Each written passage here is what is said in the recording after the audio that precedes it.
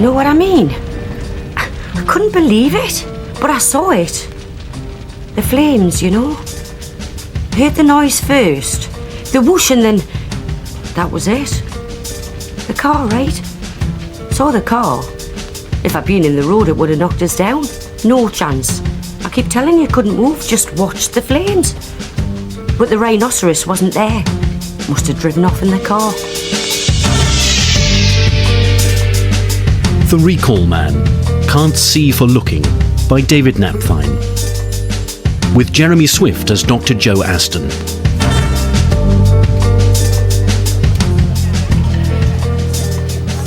That's what Donna says. A rhinoceros. A rhinoceros. Well? An interesting identity parade. It's serious, Joe, and we need you on this. I haven't got time. You have, believe me.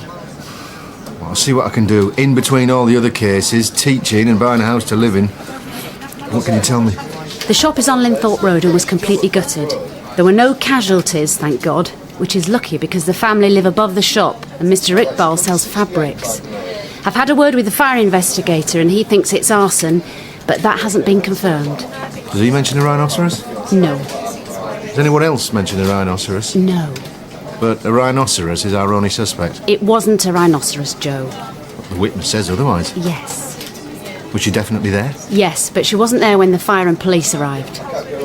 Was she on something? That's what Jeff thinks. And you? She was in the vicinity at the time of the attack. There's a witness to that. If she's living in La La Land, then you don't need me.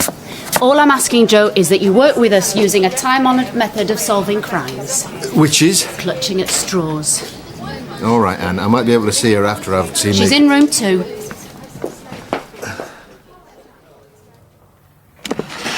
Oh, it's a right laugh, Joe.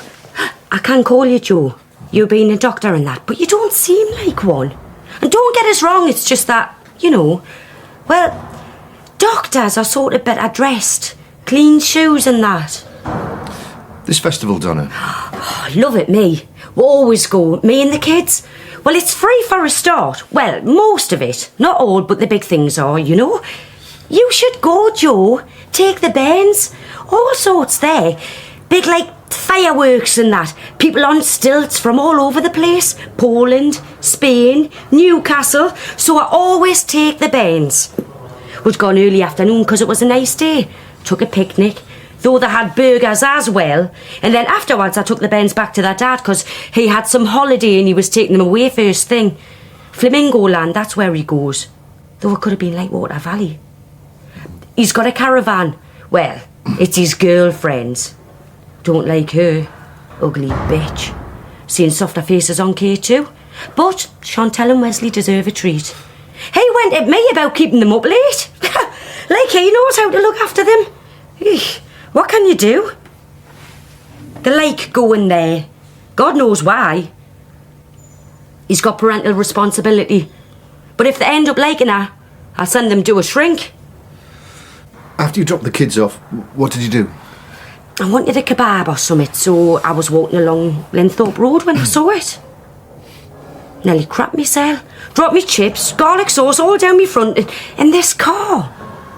And the shop burning. And you hear of these things, but you know, just glad no one was hurt, because them Bens burnt to death in that house in Cargo Fleet not long back. Remember that? Terrible, that. But that was an accident. But this, you know, it wasn't. You all right? Can you describe the noise you heard, Donna? What noise? The noise that made you turn round. When I was eating me chips? Yeah. A sort of whoosh. A whoosh.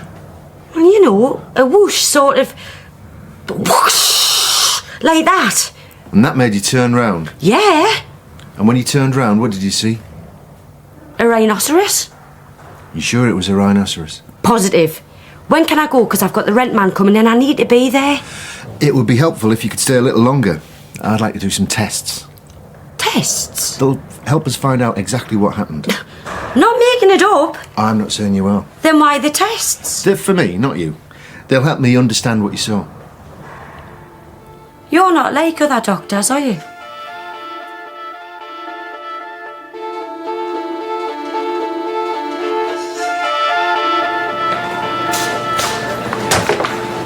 What did Mr. Iqbal have to say for himself this time? It's like getting blood out of a stone.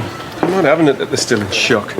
It's almost as if they don't want anyone caught. Perhaps they're scared, which is understandable, especially if it was a racist attack. Was it? It can't be ruled out. I've got Alison looking into that. There's no previous reports of harassment. They're not always reported. I don't understand that. I really don't. There could be other reasons. Insurance scam, protection racket, commercial dispute. All reasons for him to say nothing. Come on, Jeff, I can't be late for that. What? Quick word. How's it going, Professor? Call me that again and I'll set you an assignment. I've got a briefing, Joe, and I'm late. I want to do some tests. Fine. It's the way she tells her story. You don't say. Very emphatic. Muddled, but that may well be just the eagerness to get everything out. Jeff, I'd like to listen to the tape of your interview with Donna. Go ahead.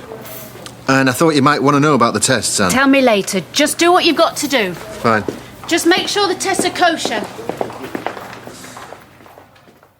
You saw the shop on fire, Yeah, and then you got in a taxi. not straight away. I had to wait Sunday night, see. Taxis, you know what they're like. Why didn't you wait until the police or the fire brigade got there? You're joking? So why have you come in now? I wanted to get home then. If you saw what happened, then why didn't you... What do you mean? If? So what did you see? I've said I saw the shop go up in flames and the car speed away. Can you describe the car? Not with gone exhaust down me front. Last one in Primark as well. This rhinoceros. What about it? What did it do? Torched the shop. What's the matter? Donna, you don't get rhinos in the borough. I know. I could charge you for wasting police time. Why for? Because, Donna, you're sitting here taking the piss. I'm trying to help. Then tell us what you saw. Oh, sod you. Sit down, Donna. Why the bloody hell should I? Know what I mean? His attitude, I mean. No wonder people don't bother helping. Well, Jeff's a good policeman, Donna, but he finds what you saw difficult to understand. Do you? Yes? Oh, then why are you here? Because I want to understand. I saw what I saw. I know. Do you? Yeah? So what I'd like to do now is... So there's no wrong with this? Nothing to worry about. So what now? Describe for me how you felt when you saw the shop go up in flames. Terrified? That's why I didn't hang around. Would you? Thought they might want to get me. Didn't seem bothered, like. Going too fast they were. Getting away. I saw the car speed away and the shop go up in flames. See, I want to understand exactly what happened that night. Oh, I've said... And I need to get it clear for myself. Oh, right. So it might help if you closed your eyes. Right. Now, you're on Linthorpe Road, Right. eating chips and garlic sauce. Right. Are you walking or are you standing When? when you're eating? I'm sort of standing. Yeah, that's what I'm doing. Sort of standing? Well, you know, walking a bit, then stopping, but not walking for long and not stopping for long. Now, you've just heard the noise. Right. What are you doing? Looking in a shop window. Something caught me eye. You know how it is. Don't know what, and then I heard this car pulling away dead fast. I hadn't seen it stop, so I don't know where it was. Then I saw the shop go up in flames. Like one big whoosh. Like being back at the festival. That's what I thought, but it was scary, this. So when did you see the rhinoceros? Rhinoceros? Rhinoceros? On Linthorpe Road?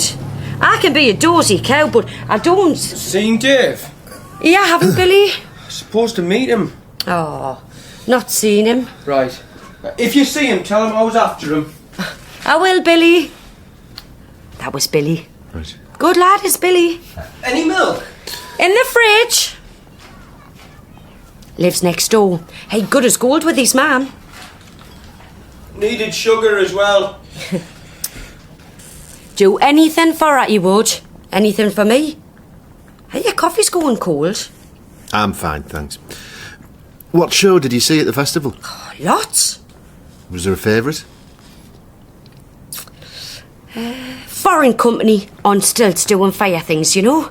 What they could do on them stilts was nobody's business. They had sort of cloaks, you know, that reached to the ground so you couldn't see the stilts, and great big masks, you know. Mint, as the bands would say. All this fire and music and and that. What was the story, Donna? No idea. Can you describe the masks? Animals. What sort of animals? Weird ones, like you don't normally see. Well, not in Stockton anyway. What's this got to do with a fire? I don't know yet. And what makes you think I saw a rhinoceros? What did you see? A dinosaur? Describe the dinosaur. Wasn't big. It was standing on its hind legs, covered in scales. Had a sort of horn.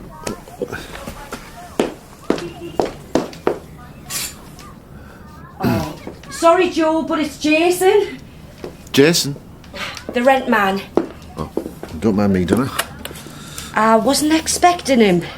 Well, I can wait. The thing is, Joe, well, Oh, will you be longer than a few minutes then? I bloody well hope so. I see, right. Sorry, Joe, but, well, Yeah, well, we can arrange another time. Thanks, Joe. Okay.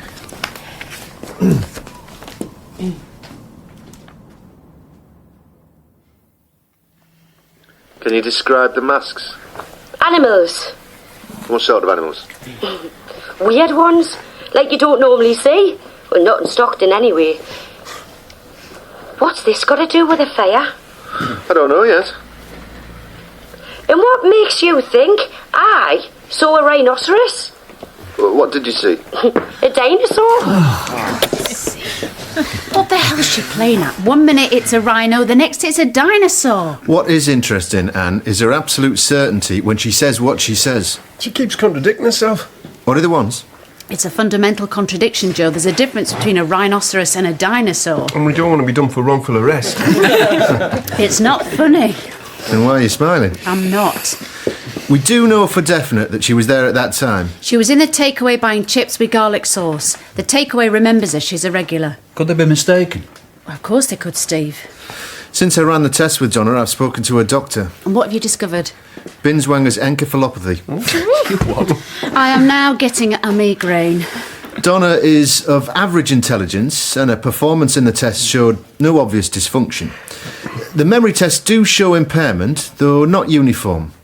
Her medical records show no frontal lobe damage or previous memory loss, but she has developed high blood pressure, a common precondition of Binswanger's encephalopathy. So? Binswanger's gives rise to confabulation, where recall is logically consistent, but key factors change. Rhinoceros, dinosaur. Precisely.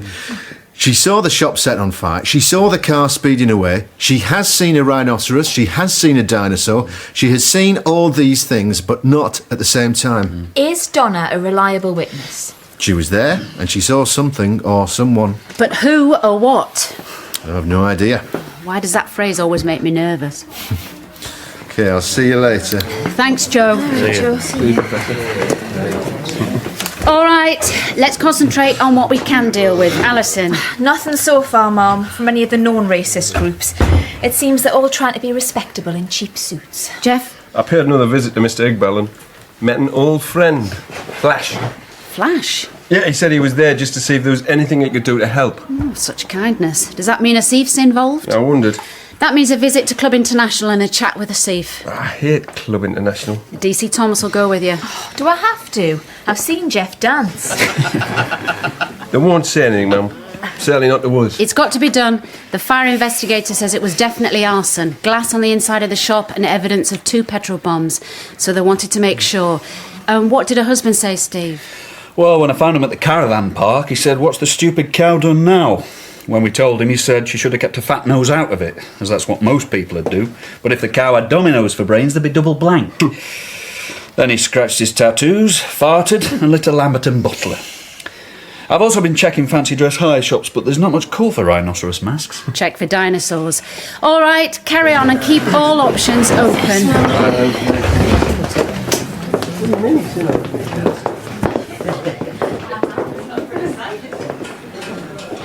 Anne, I forgot to ask you something. What can I do for you? No chips, please. That night she'd been to the Stockton International Riverside Festival. Yes, please. Do you know it? Have you never been? No. Street theatre, spectacle. I saw this one show a couple of years back. It had abseiling, musicians, pyrotechnics. Not your cup of tea, Joe?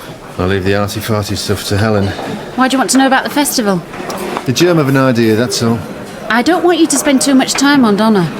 I can't, can I? Too many other things to do. Yeah, you've got that glint in your eye. I can see a conference paper coming. Is anything from forensic? No. Mr. Iqbal? No. Anything from the investigating team? No. I'll carry on with Donna then, shall I? So what are you going to do? Take her for a walk along Linthorpe Road. You know how to give a girl a good time. Oh, yes.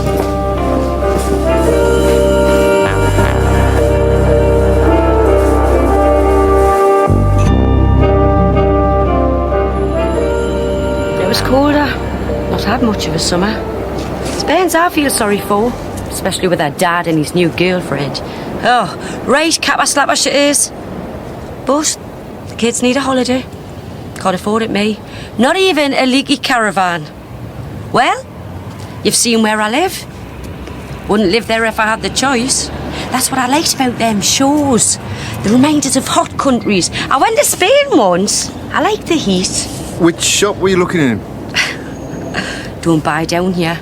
I wouldn't look in the shops. I was staring at the sky when it happened, trying to see the stars. Some hope round here. So take me to where you were standing. It must have been over there, by that shop. Have I looked in that shop? Funny stuff they sell. Not that I ever look, not really. Don't hang about on Linthorpe Road, not unless I have to.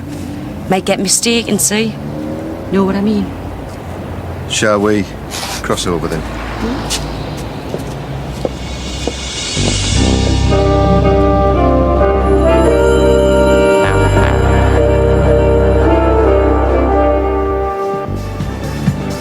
Come on, Asif. Flash works for you. So what was he doing with Mr. Iqbal? Helping. We're a close-knit community. You and your lady friend should dance, that's what my clubs are for. Did you ever do business with Mr. Iqbal? No. So was Flash doing private business with Mr. Iqbal? Ask him, not me. Can we go to your office, Asif? No.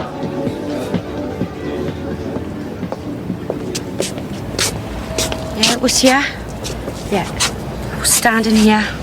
Tell me what happened. I was looking in the shop window thinking what a load of tat. When I heard the window smash, it was behind us. And I looked, and there was this. Donna? There was this rhinoceros throwing something into the shop. And then it was in the car and speeding away, and the whoosh as the shop caught fire. The rhinoceros? But what about it? How did it move? It wasn't right, Joe. You know? What wasn't right? I kept thinking, what was a rhinoceros doing in Linthorpe Road? And it got in the car, and I kept thinking about it. I did see it. I did. How the hell did it get here? And why did it set fire to a shop? Something to do with animal liberation. If it had been the sex shop, I could understand it, you know? Rhino horn and all that. Helps a man keep it up, that's right, isn't it? So they say. I mean, it wasn't really a rhinoceros, was it? Well, not really.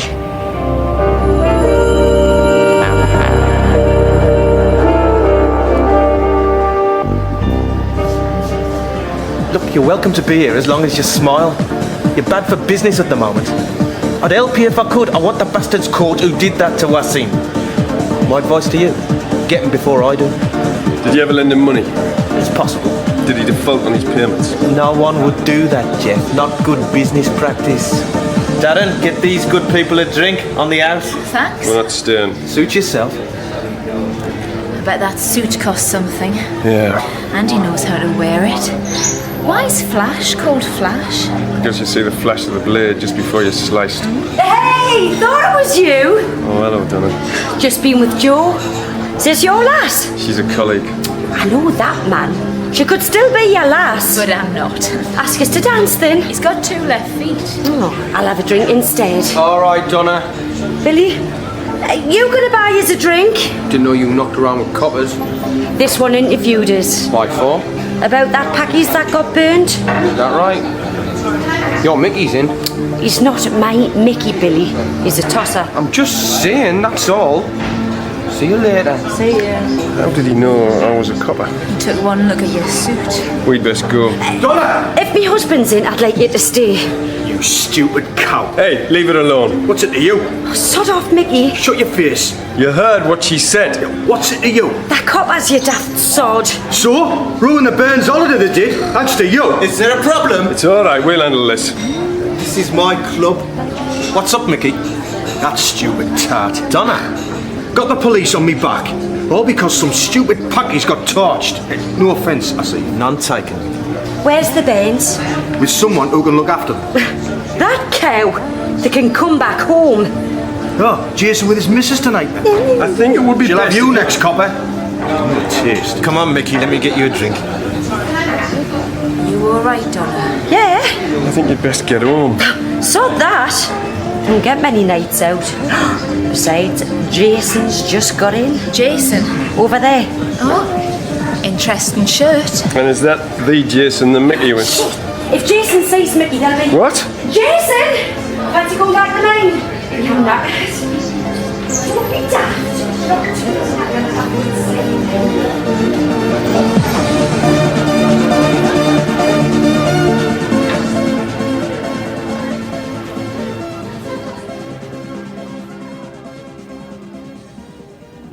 So your husband was there?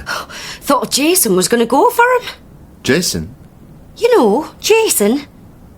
The rent man. Of course. Oh, so you're going to ask me the same questions? I'd like to hear the story again. Again? Seems a waste of time, but whatever. Prefer talking in my house than the cop shop.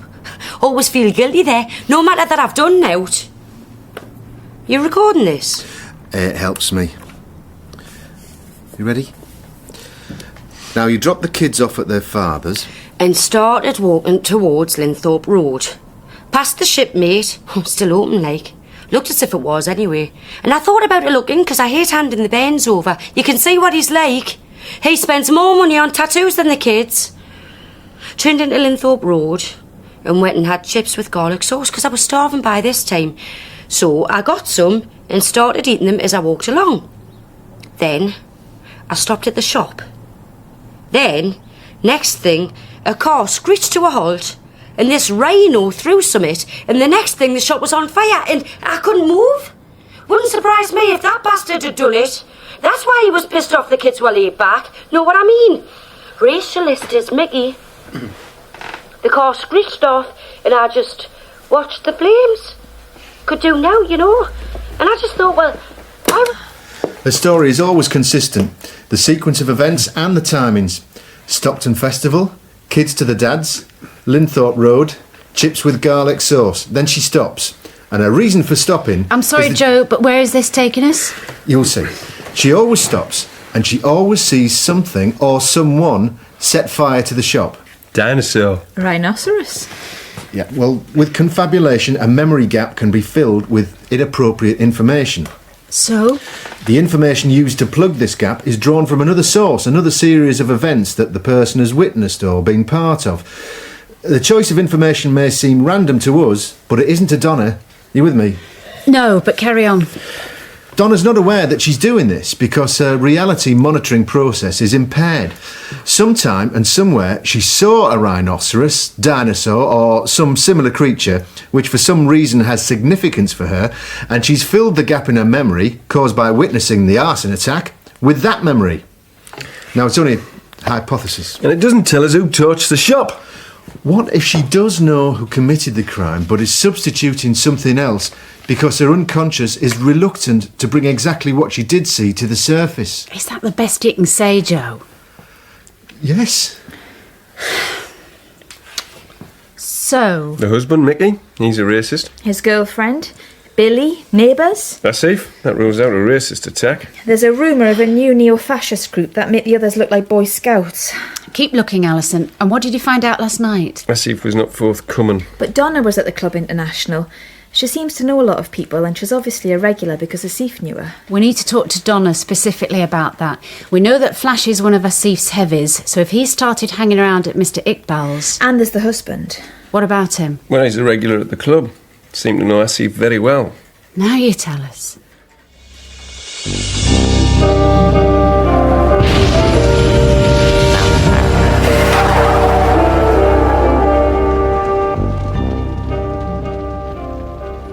I was standing there at the shop window, but I was looking at the stars. The car screeched to a halt. Look at the car. The engine was running. Describe the noise. Noise? The noise of the engine. Loud. Powerful. The noise you hear on the estate. Young lads driving round. The crews, you know. Keep looking at the car. I am. How big is the car? Not big. What colour is the car? I don't know. Keep looking at the car. The headlights were off. Gun in the engine. Who is in the car? I don't know. Who is in the car? I don't know. What are you doing as you look at the car? Eating chips? No.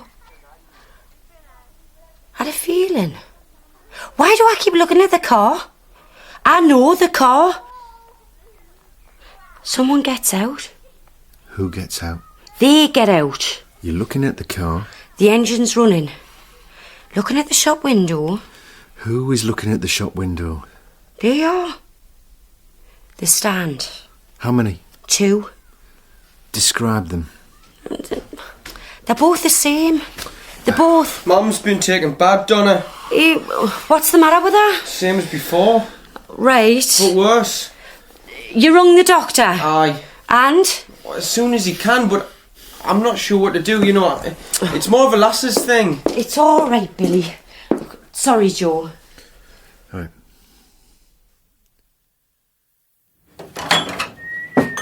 Without the music, lights, people, it's a bit of a dump. I couldn't work in a smell like this. Clings to you, doesn't it? What do you want? There are things I don't understand, Asif. That's why you're a copper. You're a businessman, right? You might be a member of the Chamber of Commerce, but you I prefer the Rotary Club. Less crooks there. Yet you tell me that you employ a racist like Mickey Collins. He's good at fixing things, plumbing, electrics, you know. Do the social know? Ask him. And why is Flash hanging around Mr. Iqbal's shop? Moral support. He's good at fixing things too, isn't he? Can you get to the point? I'm busy. He collects the money you're owed. He's good with figures. From money lending. A public service. Your, what shall we call it, insurance business. Does Mr. Iqbal enjoy the protection you offer? If so, maybe you need to review your range of cover given what happened to his shop. I thought you were trying to find out who firebombed his shop. I am. How much does Mr. Iqbal owe you? He doesn't owe me anything. And how much will you have to pay for insurance? Ask his broker. I am. Tell me, do you really think I'd shit on my own people? Why should you be different to anyone else? Look, if you want my help in getting the bastards behind bars, I will do what I can. But next time you want to talk to me, come with something sensible to say. Oh, sorry about that, Joe, but you know what it's like. Oh, what are them? Pictures. I'd like you to look at them. Why? It'll help. There you go. Oh, rhinoceros. Dinosaur. Oh, what the hell's that? The Manitou. Hey, blokes round here would swap their pit bull for that. Oh, a unicorn. My dad used to say that every princess should have a unicorn.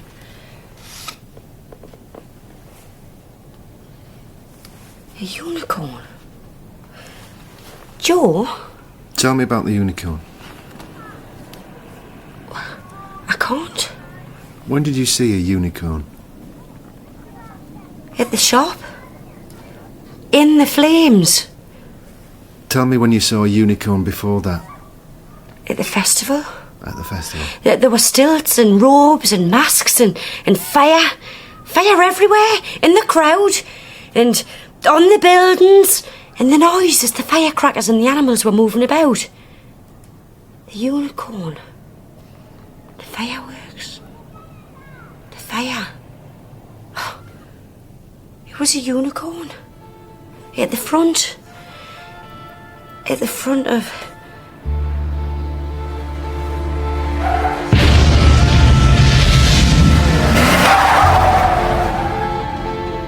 We've been to every fancy dress shop, theatrical costumers and the theatres as far as York and Newcastle, and nothing. Nobody's hired a mask or a costume. There were no masks. But she saw a unicorn, and unicorns don't exist. A fairy tale, that's what. The princess slept all night in the forest guarded by the unicorn. And when it got late, the unicorn carried the sleeping princess back to the castle. She didn't see a unicorn, not in Linthorpe Road. Then what did she see? The fire and the people who threw the bombs. So the dinosaur? Was never there. And the rhinoceros? Was never there. And the unicorn? Stayed in Stockton. So Donna? Saw what happened, and what she saw... Was a unicorn on Linthorpe Road. But I didn't see one, did I, Joe? Because unicorns don't exist. Shame that. So what did I see, Joe? Do you know? No. But I saw something. Yes.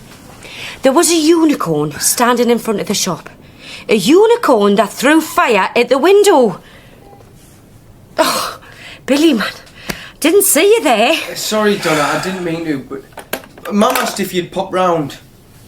Hey, what are them? Something I'm doing with Joe. About that shop on Linthorpe Road. Shops get tossed all the time round here. Pop was only bothered because it's a... well, you know. Tell your mum I'll pop round. Aye, right then.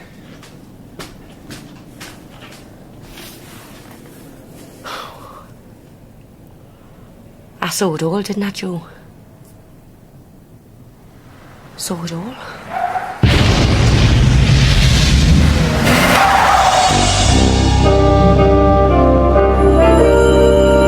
He rang me first thing this morning complaining of harassment. Asif did. Got a nerve? Be careful, Jeff, because we need people like Asif on our side. If we could nail him for something, we would, but we can't. And until we can, people like him can prove useful in getting the others. Iqbal's scared.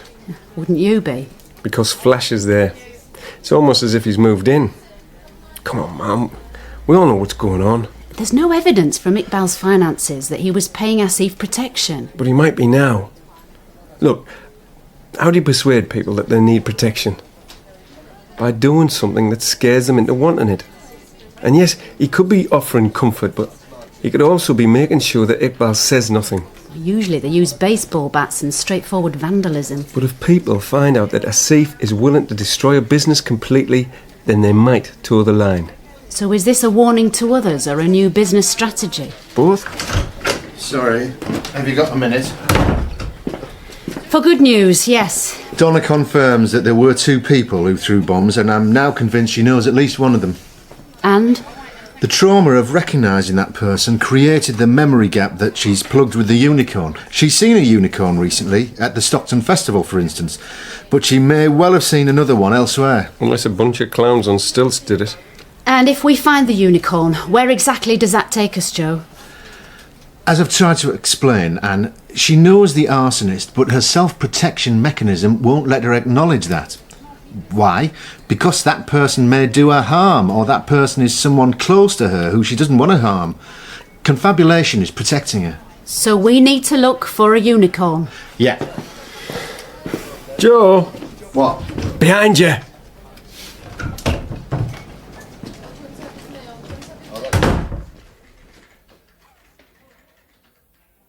The unicorn is only one line of inquiry. How will we know which unicorn is the one we want? That's for Dr. Aston to tell us. Any idea of when that'll be? After he's bought the house in Nunthorpe.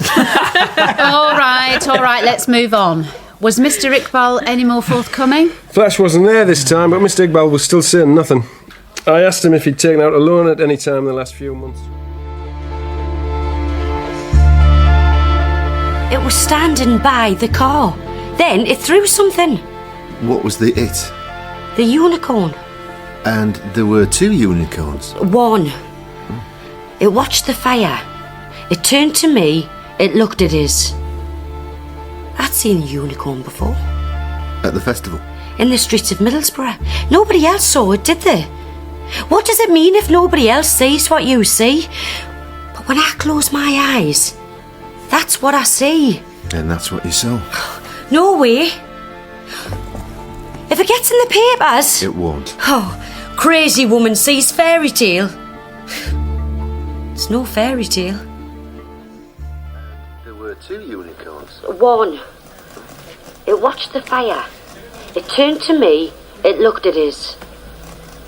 I'd seen a unicorn before. At the festival? In the streets of Middlesbrough. That was towards the end of the last session.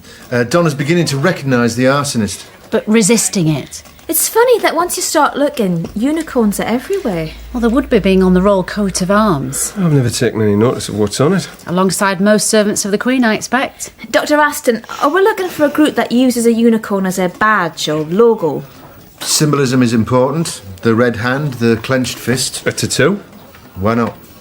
Have you noticed how many men and women around here have tattoos? There's Mickey, Flash, Billy. And Billy was there when I showed Donna the pictures of the unicorn. Then we need to check them all, don't we? Can I do the women? Can I do a C? Can't see a thief having a tattoo. It might be somewhere you don't normally see. Look, I've arranged to work with Donna again, and this time I think I know what I'm doing. I don't want you to look at anything else, Donna. Just the shop. Right. I'm going to stand here, just by your right shoulder, and all we're going to do is talk. About what? Unicorns. I know nought about unicorns. Didn't your dad say that every princess should have a unicorn? Yeah. Keep looking at the shop. It's a wreck, isn't it? The shop. I've been reading about unicorns. Have you? Some people think they really exist. It would be nice if they did. Burn down shops. The unicorn is known for beauty, strength, intelligence, and high ideals. What can you see? I don't know. Unicorns are beautiful. Unicorns are strong. They're through something. Unicorns have high ideals. Burning down a package shop. They represent the power of good. Joe? What can you see? A face? Can you describe the face? No. Do you recognise the face? Do you recognise the face? The unicorn shuns human contact and only goes to magical places. A small child once approached a unicorn drinking from a pool beneath a waterfall, and the child searching for the... Shut up, Joe! Donna? Oh, nought! Donna? I'm going home! Donna, we need to continue. I'm going home! I'll call round tomorrow and we can... No! Donna? Piss off! I believe you, Donna. Why? Because you know through the petrol bomb, don't you?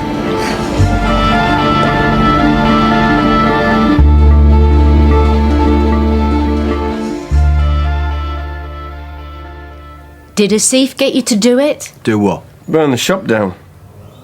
What are you talking about? After Donna dropped the kids off, you... What's the tart said? I put the Burns to bed. That's what I did. Then what? I went to bed myself. I'm up early in the morning. Unless you want to know what me and old lass did. No, is that it? What, you want to know how to put a smile on a woman's face? Just answer the question, Mickey. Well, Julie, right? She likes it rough, so I... DC Thomas enters the room at 2:25 p.m. Mom? Interview suspended at 2:25 p.m. Are you sure? Reliable sources, Mum. There's definitely a new fascist group on the streets. They've just started a website. That puts the racists back in the frame. And they admire the tactics of terrorism of whatever persuasion. So this information needs to be passed on to anti-terrorism. They told me. And their symbol is the unicorn. Yes. Thanks, Alison. Mickey, I'd like to see your tattoos. All of them.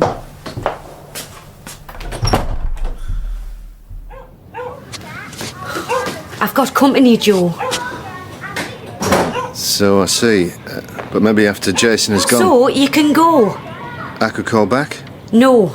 The investigation isn't over, Donna. I was imagining things. Donna, you're the only witness. The police will want to interview you again. I didn't see anything. You saw a unicorn. I didn't. You did, Donna. You saw the same unicorn that I've just seen.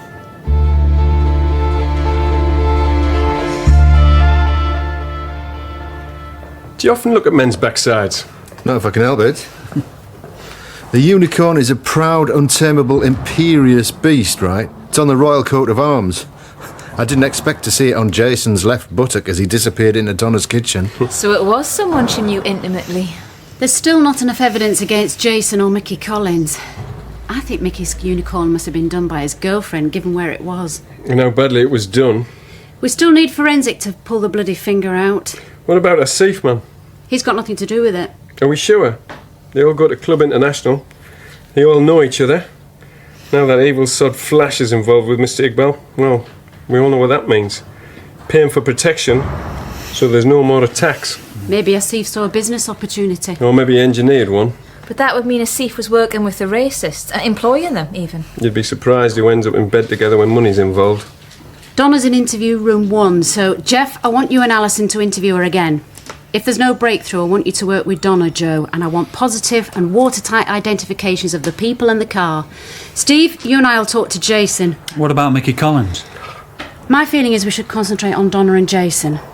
And thanks, Joe. You've made our life easier. Shame I haven't done the same for Donna.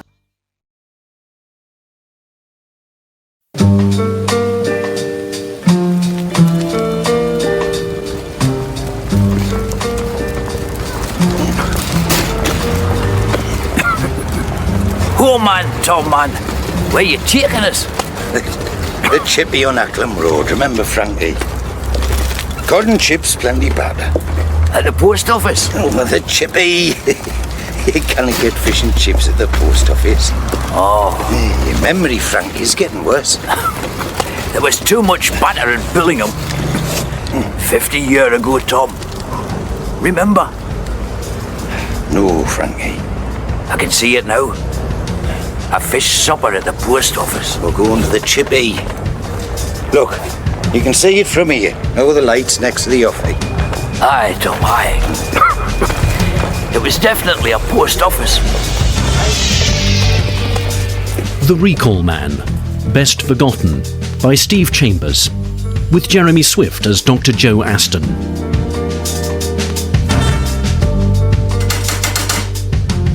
Joe! I'm in the back. In the conservatory. No carpets. Very minimalist. Bloody hell, Joe. What? You're wearing overalls. It's a quaint local custom, Jeff. People wear them when they decorate. They're brand new, though. They've never been used before. Have they? With detectives like you, the people of Middlesbrough can sleep soundly in their beds. You're not the DIY type, Joe. Another example of copper's nose. That and the fact the brushes are still in the wrapping and the paintings haven't been opened. Is this an official visit, Jeff? Not really. I was in the vicinity interviewing a witness. Anything interesting? Sad, pointless, tragic, but not very interesting.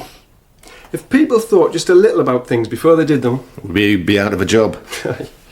So I was passing. I thought I'd look in on the new love nest. Well, you've looked. And deliver your research notes. My research notes, I wonder where they got to. Denial or Traumatic Amnesia, a Spectrum of Symptoms, by Dr. Joe Aston. You've only got the title then. I'm mulling over a few ideas. Denial. That's like me thinking I'm ugly when in reality I'm devastatingly good looking. No, that's psychotic. Denial is more like seeing what you want to see. Or choosing not to see what's really there. Yeah. Now, if you don't mind, I'd like to... Nunthorpe. It's not really you, Joe. You belong in the city, not in a leafy suburb. It isn't just me, Jeff. Helen and I bought it together. You're doing the decorating. I'm just doing the conservatory while Helen's away. Then again, decor, very revealing. A window on the soul. Someone on the telly said that. Sounds like they should be writing my lecture. Perhaps the lecture's just another displacement activity to avoid the decorating. I'm not trying to avoid decorating. You haven't done any yet. And I won't if you don't bugger off. Now leave me alone. Let me get started. You can't put paint on that. It's damp. Where? Down there, look. The wood's starting to swell. Looks like it's coming from outside.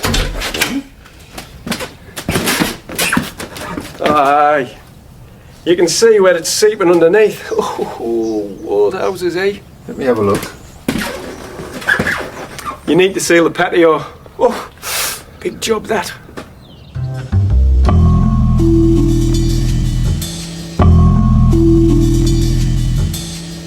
Just a few groceries, Frankie. Aye, son, aye. But you shouldn't have bothered. I was passing. I know you find walking difficult. I'm all right. I don't need my wheelchair. Only sitting at the place, Tom. A couple of steak and kidney pies, some fruit and veg, and a packet of chocolate biscuits for that sweet tooth of yours. I can look after myself, Joe. I don't want charity. You were good to me when I was a kid, Frankie. Just returning the favour. Aye, well, aye. There you go. Besides, I've got an ulterior motive. I need something from you. How do you make waterproof cement? What do you want to know for? That's a new house. I've got this problem with the patio and the rain's getting under the flags and I need to stop it. Measure twice, cut once. That was our motto. Ah, all your years' experience. Thought you know the answer, Frankie. Relay the patio with a bigger runoff. That's the best way. I haven't got time. I thought if I replaced the mortar with some waterproof cement, it'd be a quick solution. It'll find its own level. Water. Aye. It was the same in the cellar in Billingham. What cellar? The rain kept coming in. After the post office do. 1952. It's only me. Uncle Tom! No, I bugger me, Joe. Hey, we're on it, Frankie? A royal visit. He's brought some shopping in. I told him not to. Aye, Frankie, aye, thanks, Joe. Want a cup of Tom? I wouldn't say no. So what brings you to Argyle House? Well, do I have to have a reason? To leave swanky Nunthorpe and come slumming down Winnie Banks. I'd say so, Frankie. Aye, Tom, aye. I grew up in Winnie Banks. Yeah, that's a long time ago. It's a blasted heath these days, Joe. Boarded up houses, dogs running free. You need a passport to get out of here. Spare me the sob story. Here's your tea, Tom. But so why Nunthorpe, Joe? I mean, if you wanted somewhere posh, you should have gone the whole hog and moved to Stewart Park. I couldn't afford it. With all your degrees and qualifications. Actually, I fancied a place by the sea, Saltburn. Saltburn's canny. Aye, Saltburn. But Helen's a keen gardener. Didn't fancy competing with the North Sea. Oh, so she chose Nunthorpe. Yeah, we both did. I need some advice from Frankie about the new house. Aye? He was asking about the cellar, Tommy. It was wet down there, eh? Well, Joe didn't come round for that. Waterproof cement, actually. He was badly injured. Oh, aye. Who was? The postmaster in Billingham. Wounds to the head and chest, it said in the paper. Aye, but Joe doesn't want to hear about that, Frankie. I might. Now, if you hadn't gone to grammar school and filled your head with rubbish, you'd know about cement, Joe. The robber who battered the postmaster. He was never caught. You talking about a robbery, Frankie? Aye, son, aye. In Billingham. He lived like a mole underground. Only came out at night. Can you remember where the robber hid? Aye, It was a long time ago. There was water nearby. Was it Saltburn? Where was it, Tommy? No, Frankie. I can't remember. It was dark. Tommy? And it's all right, Frankie, man. I forget things, Joe. My mind goes blank on us. Don't upset yourself. It doesn't matter. Have a chocolate biscuit, eh? Aye. Here, Tom. And haven't you got some real work to be getting on with, Joe? Yeah. Yes, I have.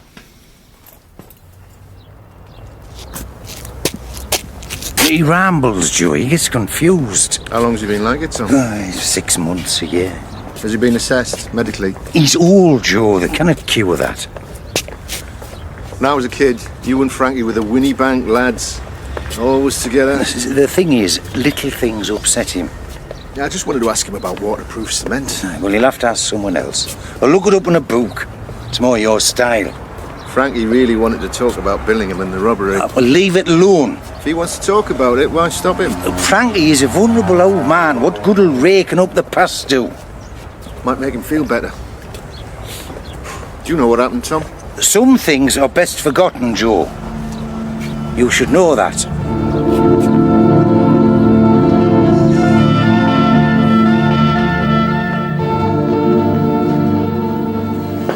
What's Joe doing on your computer? Joe, Mum? He's supposed to be decorating. So what's he doing here then? Oh, whatever it is, he's having a bit of trouble. Give him a hand, find out what he's on with and tell me. Leave it to me, Mum. Come on. What? Access denied? Why? It's me. Everything all right, Joe? Jeff, the computer won't let me in. Didn't expect to see you at the station this week. I know, but something came up. There's nothing wrong. Let me have a look. Keeps denying me access. Is this another displacement activity? Yeah.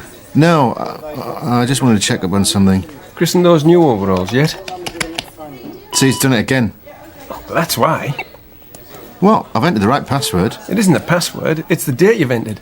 1952. What's wrong with that? We've got no cases earlier than 1975 on the computer. I'll have to check the original files. You'll be lucky, Joe. What do you mean, where are they? Pulped. Fire risk. Took up too much space. They're being destroyed? Nah. Transferred to microfiche. In the basement. Come on.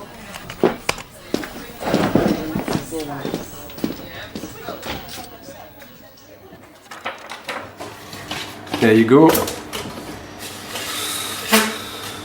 You sure this is the right rule of film? All crimes in the force area for 1952. Organised geographically. Aycliffe, Billingham, Crook, Darlington, Easington. All right, Jeff.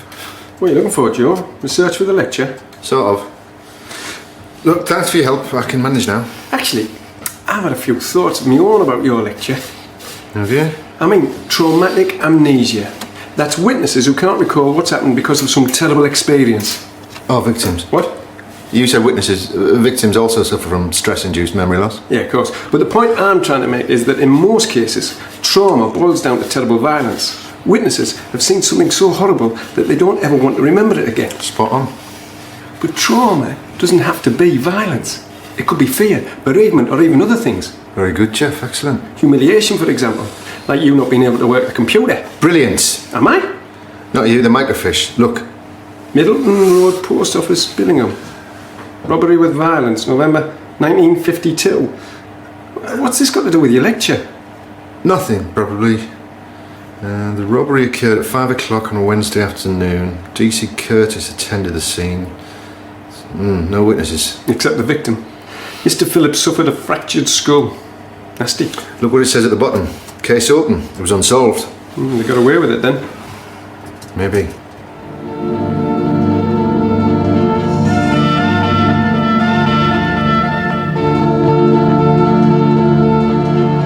It's good of you to see me at such short notice, Mrs. Phillips. Call me Sue, please. Everybody does. Actually, it's Miss. But I use Mrs. as protection. A woman alone is so vulnerable these days. Can I get you something? A tea, a coffee? No thanks, Sue. You said on the phone that you were conducting some research, Doctor... Oh, sorry, I've forgotten your name already. I can remember faces, but I'm terrible. Dr. Aston, Miss Phillips. Sue. It's about your father. Dad? He died when I was little. When exactly? 1956, or was it 57? Fancy not remembering. That's understandable. Are you from the post office or whatever it's called now? No. But I did want to ask about the robbery. That's what killed him. Mum tried to get compensation, but the doctor said no causal link could be established. I see. I was only 5 when he was robbed, but I can still hear the ambulance bell. Mum sobbing. Ruined her life too. And what happened? This big lad came into the shop one evening, just before closing time, and demanded the takings. Dad fancied himself as John Wayne and put up a fight. 6 months in hospital had got him. Did he talk about the robber at all? Did he describe him? He couldn't remember anything except his gloves. The police interviewed him as soon as he was able to talk, but the injuries scrambled his brains. What was it about the gloves exactly? They were big and bulky. The robber dropped loose change all over the floor. And there were no other witnesses? It was dark and raining. There was no one about. Middleton Road was badly bombed in the war. The post office was one of the few buildings left, apart from the chippy. I see. They never caught him, you know. Knowing he was still out there bothered Dad. It bothered us all. Still does, even after all these years. And what happened when your father recovered? He didn't. When he eventually got out of hospital, he was a different person. How? He stopped smiling and we stopped going out. He got rid of the post office, but he never settled. 4 years later, he took a stroke and died. He was only 47. Well, thank you, Sue. You've been very helpful. I often wonder if that's why I'm on my own. Something like that makes you wary of happiness because you know how quickly it can be snatched away. I better be going. What kind of doctor are you? I'm a forensic psychologist. You work for the police? Sometimes. Why are you here? Are you reopening the case? Oh, probably not. After all this time, why would you? Unless... Have you caught him? No. But you know who did it? How would you feel if we did? Oh, I don't know. I've lived with it for so long, the idea that it might change frightens me. Can you understand that, Doctor? I think so. Look, if anything else comes to mind about the robbery, give me a ring.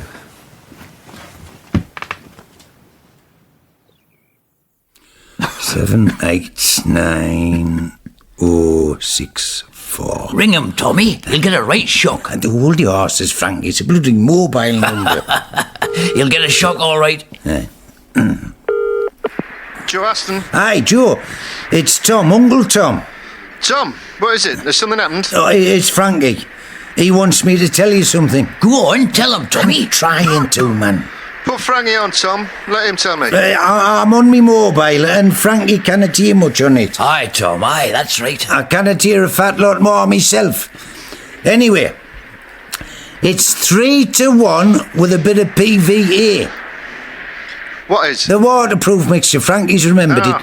3-1, sharp sand to cement, then add a bit of PVA to the mixture, that's the waterproofing. Aye, that'll waterproof it, aye. Aye, well, they've got fancy ways of doing it these days, but that's what Frankie used to mix up. Well, tell him thanks, Tom. Think I got all that. Aye, where are you, Joe? It sounds like the bloody Grand Prix. I'm in Middleton Road, Tom. Billingham. Of course, the patio wasn't mowed, Barry. I told you to leave it alone, Joe.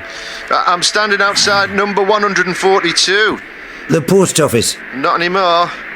It's now the home of Tanfastic, a vertical tanning parlour. Now, there you are, then. The trail's cold. Tanfastic looks pretty warm to me. Actually, I'm thinking of getting the case reopened, Tom.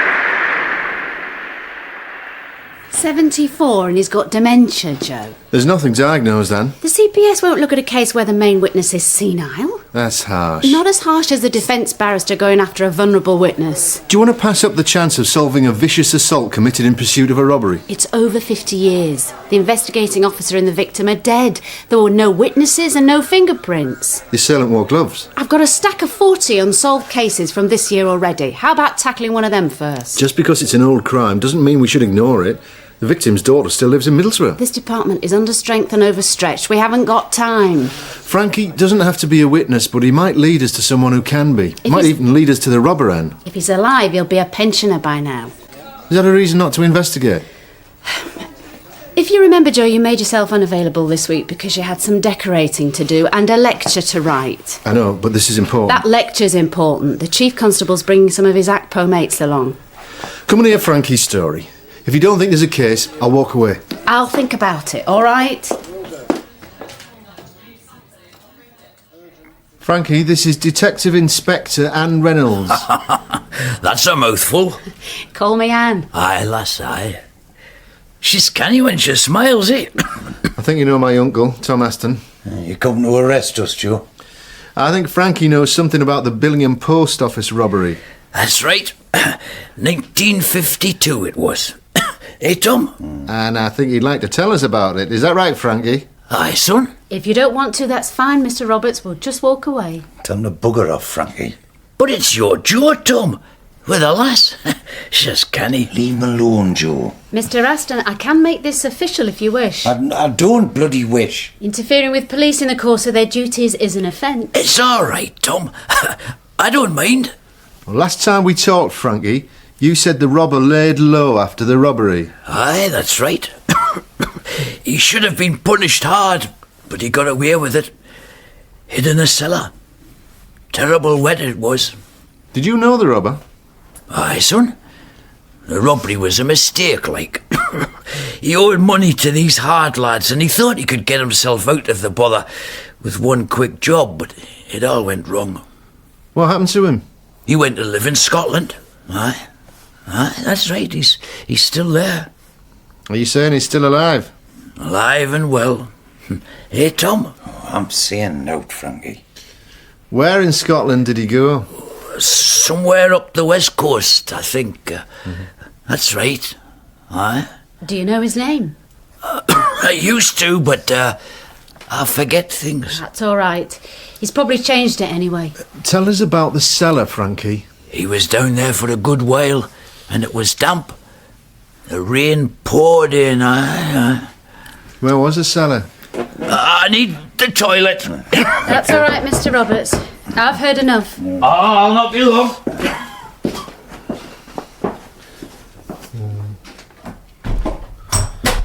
What do you think, Anne? He's lucid. He seems to know what he's talking about. Yeah.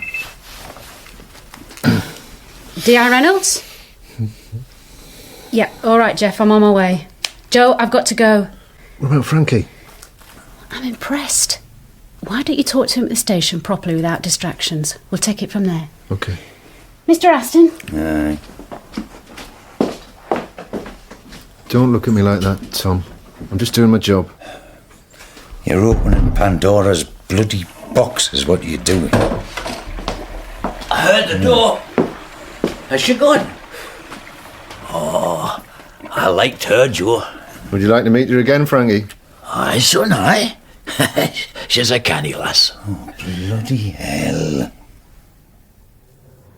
Okay, I'm gonna switch on the tape recorder. Where's that lass?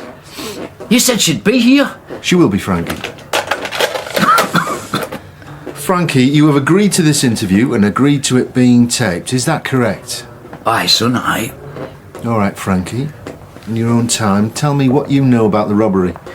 Is my brake on? On me chair? Yes, Frankie, I've checked it twice already. There are no windows in here. Yeah, it's an interview room, Frankie, so you can tell me what happened. I explained about it before we came. Do you remember? Aye, Joe, aye. Milton Road Post Office was robbed on September the 4th, 1952. The postmaster put up a fight and received a fractured skull, and the robber was never caught. You know it all then? That information's already on file. So what else can you tell me? I'm not sure. After the robbery, what happened to the robber? He hid in a cellar. Someone brought him fish and chips. Who brought the robber food, Frankie? It was wet. Aye. When it rained, it poured in. Do you remember any gloves? Big, bulky ones? Gloves? I don't know. I forget things, Joe. Mind if I sit in? Frankie, is it okay if DC Patton joins us? Call me Jeff. Everyone else does apart from the villains, Nick. And I won't tell you what they call me. You said that lass was going to be here, Joe. The inspector's been called away. She sent me in a place. I like her. She's canny. Are you okay to carry on, Frankie? Can we resume the interview? I'm thirsty. Want me to get you a cuppa? I don't know. Shall we carry on? Do you know where the robber is living now? Middlesbrough. Aye. Middlesbrough? You sure? Aye. Not the west coast of Scotland. All right, Jeff. Frankie, just to be clear, where is the robber living now? I don't know. I don't like it in here. It smells. All right. Let's take a break, eh? Gonna go home now. How about some sausage and chips in the canteen, Frankie? Where's Tommy?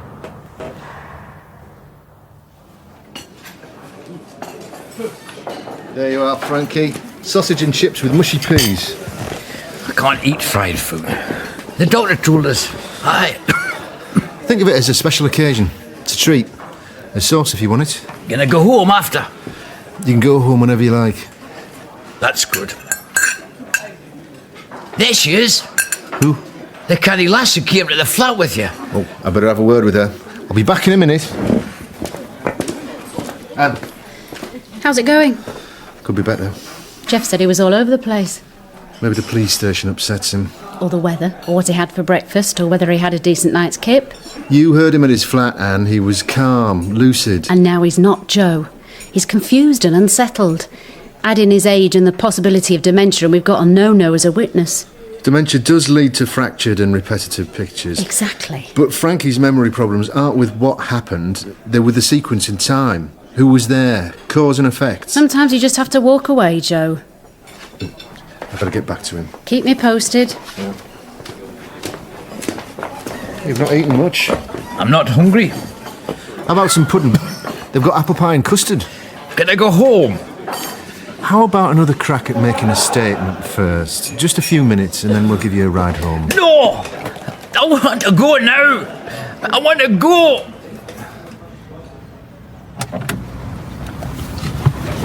Frankie all right, Joe? Yeah, he's fine now. He's back in his flat. Wanted to know when I'd be round for another chat.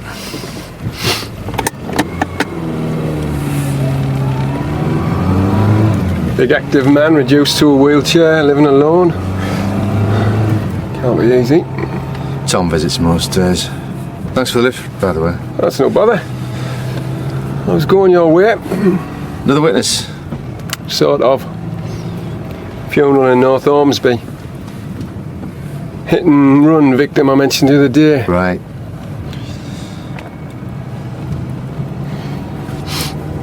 Sorry if I messed up the interview with Frankie. Oh, he didn't. Something upset him. He's a nice old guy. Yeah. I don't know why you pursued the case in the first place. Professional curiosity. Come off it, Joe. You question my integrity, Jeff? Ah, just your logic. You care about Frankie and your Uncle Tom, don't you? That doesn't make me unprofessional. It makes you involved. You want my opinion? You're well out of it. Well, it isn't as if I haven't got things to do. Yeah, writing the lecture. Painting the conservatory. Yeah. I still haven't sealed the patio. Get someone in if you don't want to do it. I never said I didn't want to do it. Actions speak louder than words. I wonder what stressed Frankie out. Being surrounded by fit young coppers? You've admitted defeat, Joe. Leave it alone.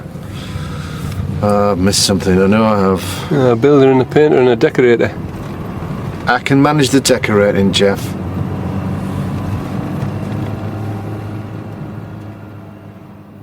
Ensure surfaces are clean and dry. The clean, all right, don't know about the dry. Stir well before use. Right then. Oh. Uncle Tom, what is it? Is Frankie with you? No. We dropped him off at his flat a couple of hours ago. Well, he's not there now. Maybe he's gone out. He doesn't go out on his own, Joe. He needs someone to push his wheelchair. How'd the interview go? Not great, but he was fine when I left him. Then why's he run off? I don't know, Tom. I'm sorry. I told you to leave it alone, but you wouldn't listen. Look, I've called it a day, all right? The investigation's over. Aye, that's you all over. Start a fire and walk away from it. Frankie wanted to talk, Tom. I was just doing my job. Aye, well, now he's gone missing. Tom? Oh, damn! Better phone Jeff. Who's this? Joe Aston. Dr. Aston, it's Sue Phillips. You came to see me the other day about my father? Uh-huh. I was wondering if there'd been any progress. Nothing useful. We've decided to discontinue our inquiries. Oh, that's a shame. I got the impression that's what you wanted. That's partly why I rang. I can't stop thinking about it. I was wrong.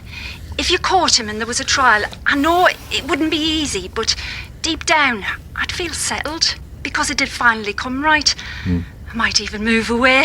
I've always fancied the south coast. I see. I didn't want you to get the wrong impression and drop it because of me. Well, it doesn't work like that. So, Sue... Oh, and I've remembered something.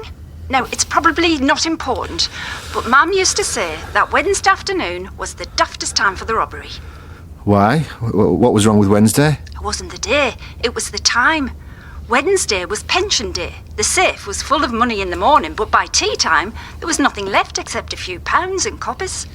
Did your father say if the robber had a Scottish accent? I don't think so.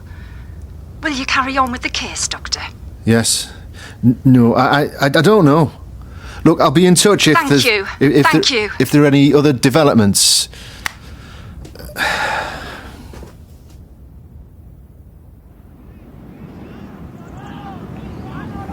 Frankie! Oh, I've been looking all over for you.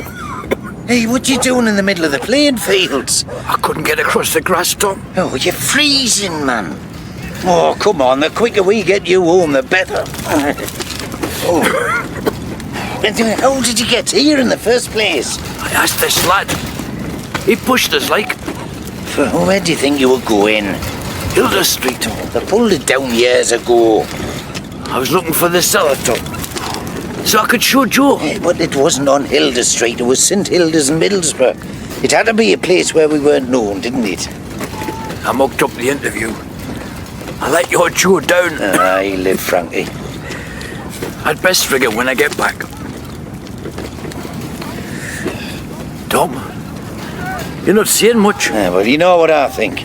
Aye, Tom, aye.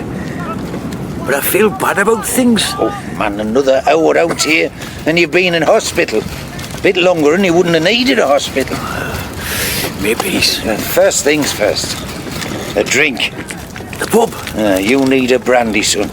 And I need a pint.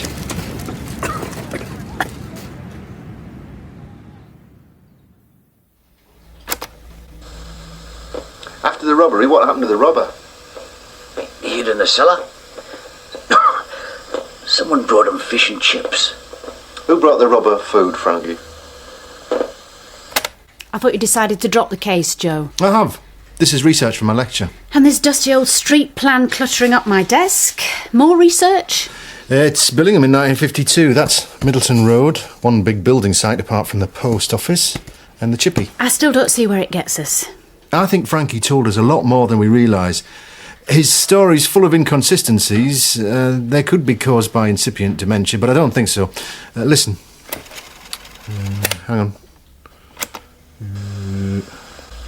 Do you know where the robber is living now? Middlesbrough. Aye. Middlesbrough? You sure? Aye. Not the west coast of Scotland. All right, Jeff. Frankie, just to be clear, where is the robber living now? I don't know. I don't like it in here. It smells. First he says the robber's in Scotland, then he's in Middlesbrough. It can't be both. There's a link. Frankie could be shying away from his memories. Well, why's he waited 50 years to tell us? Maybe he was shielding someone. Well, there's no harm if I talk to him informally. He went missing last time. Imagine the headlines if the press get hold of it. £18, 12 shillings and 7pence. That's how much the robber took. It doesn't sound much. It wasn't. He picked the wrong day. Mum. Look, Anne, Frankie wants to talk and I'd like to listen. What's this got to do with your lecture? He's in denial about something. Denial? I'm sure I've heard that somewhere before, but I can't quite remember where. Yeah, very amusing, Constable. The information you requested just came through, Mum. You were right. One of them's got form. What's going on? I requested a criminal record check on Frankie and your Uncle Tom. Without consulting me? It's routine, Joe. They both have information about a vicious, unsolved crime. And one of them's come up trumps. Frankie? No. Your Uncle Tom. Benefit fraud, 7 years ago. Tom always had trouble with money. I remember my dad talking about it when I was a kid. Maybe we should get him down here. Put him under pressure. See what comes out. Why not? Benefit fraud isn't evidence of anything. The robber was an amateur, and you said yourself Frankie might be shielding someone. Look, I started this. At least let me try and finish it before you charge in mob-handed. As a close relative, you shouldn't be anywhere near it, Joe. A minute ago, you wanted me to drop it, Anne. I'm on leave, right? Let me talk to both of them first, unofficially. All right, but stay in touch and get that lecture written.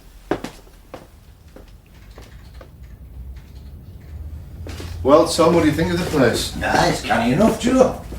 Needs a lick of paint to cheer it up, like. This is a conservatory. Oh, nice garden. See down there, that's where it's damp. It's nasty, that. You'll have to replace that wood before you can start painting. I've got a bloke coming round Saturday. Then that'll have to be rubbed down. Right. Hey, head full of brains, but you're always hopeless with your hands, eh? I'm sorry about Frankie going missing, Tom. Would you leave it alone now, eh? It's not that simple. Oh, I didn't think you'd driven me all the way to Nunthorpe just to see your new house. I talked to Frankie again. I recorded this. Eh? I messed things up before, eh, Joe? There's nothing to worry about, Frankie. You don't have to say anything if you don't want to. Fire away, then.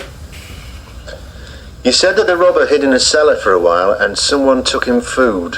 Aye, Joe, son, aye. Who was it, Frankie? Who helped him? Tommy did. Uncle Tom? Tommy Aston. Ah, that's it. He was a big help. Tom helped the robber? We both did. Where was this cellar? In a bombed out house in St. Hilda's. St. Hilda's? Aye. It rained like, and the water poured in. Why did you and Tom help him? I don't know. Tom wanted to. Why did he, Frankie? Why did Tom want to help the robber? He liked him. Took pity on him, I suppose. Why did you help the robber, Tom? Well, why should I tell you? To help Frankie? Tell me about the robber, Frankie. What do you remember about him? He was a big lad. Aye. Like you? Aye, that's right. Did he wear gloves? Gloves. Aye. Didn't want to leave any prints. Can you describe them? Builder's gloves. Covered in gunge and cement. Yeah. What happened to him after he laid low? He went away. Aye, that's it. He went to live in Scotland. Where in Scotland? The west coast. Does he come back to Middlesbrough? Sometimes. Aye. He wasn't a bad lad, but he'd done a bad thing. Why are you telling me all this, Frankie? He should have been punished. We all should. Frankie thinks he should have been punished. Oh, leave it alone, Joe. Frankie's story involves you, Tom. Joe, man, half the time he's away with a mixer. The robber wore builder's gloves. Middleton Road was one big building site. That's where you and Frankie were working, wasn't it? Maybe. You helped the robber. Why did Frankie help you? We were friends. We did everything together, looked after each other. Oh, you wouldn't understand, Joe. It's a working class thing. Try me. Look, if I get sent down, who'll look after Frankie? He'll be put in a home and we'll both be in prison. Is that what you want? No, Tom. Yeah, you were the same when you were a kid. Always asking too many questions, getting yourself into trouble. Like when your dad had to go down to school because you'd been in a fight in your woodwork class. Oh, you're in a right state. I was beaten up. No, some kids attacked you and you give a good account of yourself. Lost your temper. Are you sure? I don't remember. Oh, aye, because you blanked it out. Which is what you should be doing with Frankie and all this muck you've raked up. I'm on your side, Tom. No. You changed sides long ago. That's not fair, man. All your degrees and your house in Nunthorpe. What do you know about me and Frankie? You seem to forget that someone committed a vicious crime and never got caught. Oh, grow up, man. You might live in Never Neverland, but I live in Winnie Banks, where villains get away with things every day. You didn't. What? Benefit fraud 7 years ago. You checked up on me? No, someone else did. You really would shop your own flesh and blood, wouldn't you, Joe? I just want to know the truth, Tom. Oh, that's it. I'm away. Yeah, you can't walk all the way back to Winnie Banks. Just watch me.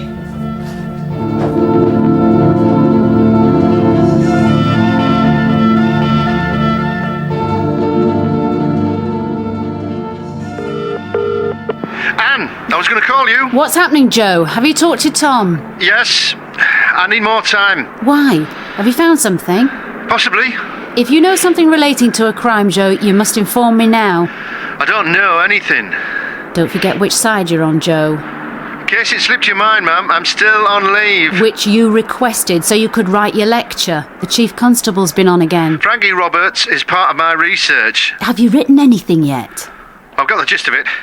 Traumatic amnesia is commonly exhibited by victims and witnesses of violent crime. Hardly original, Joe. But on rare occasions, traumatic amnesia can also be found in perpetrators. Who is the perpetrator, Joe? I'll be in touch, Anne.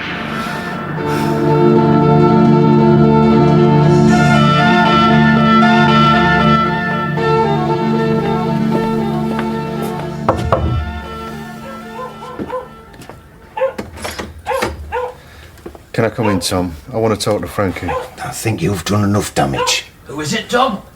You're not talking to him again without a warrant, Joe. Can I talk to you without one? Are they coming in? No, he's not stopping. All right, Joe, but this is the last time. I'm just popping out for a bit, Frankie, all right? Aye, so right.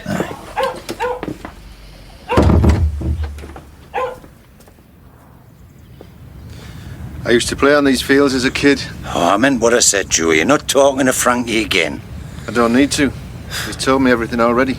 You gave me the final piece. Well, it won't stand up in court. When you reminded me about the woodwork class.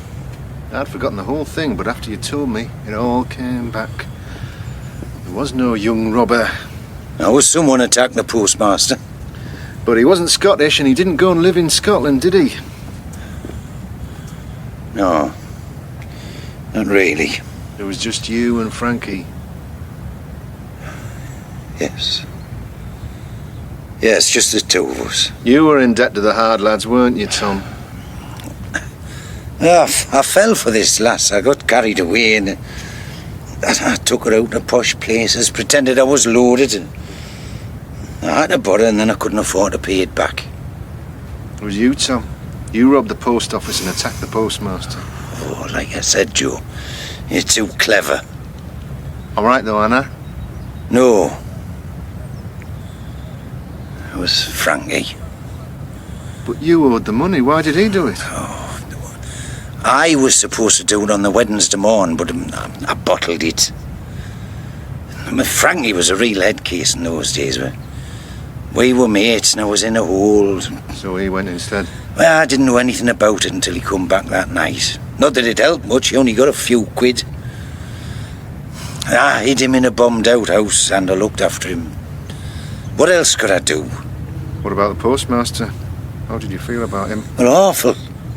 In the early days, agonised over it. I know it tore Frankie apart. You never thought of going to the police? Winnie Banks was a tight-knit community. We looked after our own. Police were the enemy. Yeah, they still are.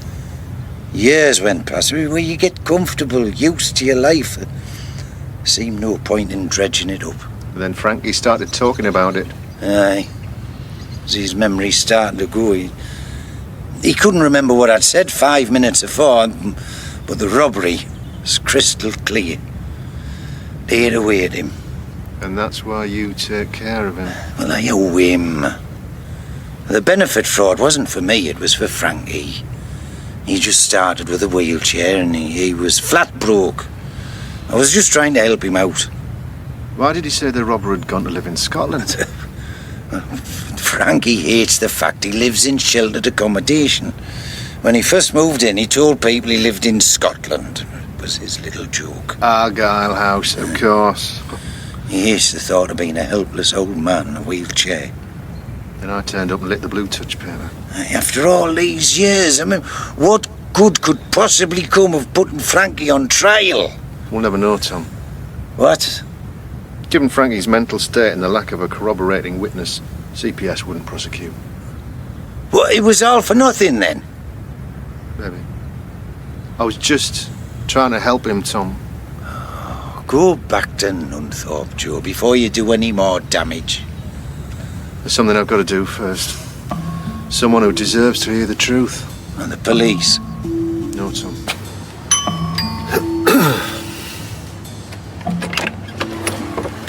Dr. Hello, Sue. I was going to ring you. I've been over and over it in my mind. I'm almost certain the robber was a local lad. Yes, I know. Something's happened. Have you caught him? No. Look, can I come in?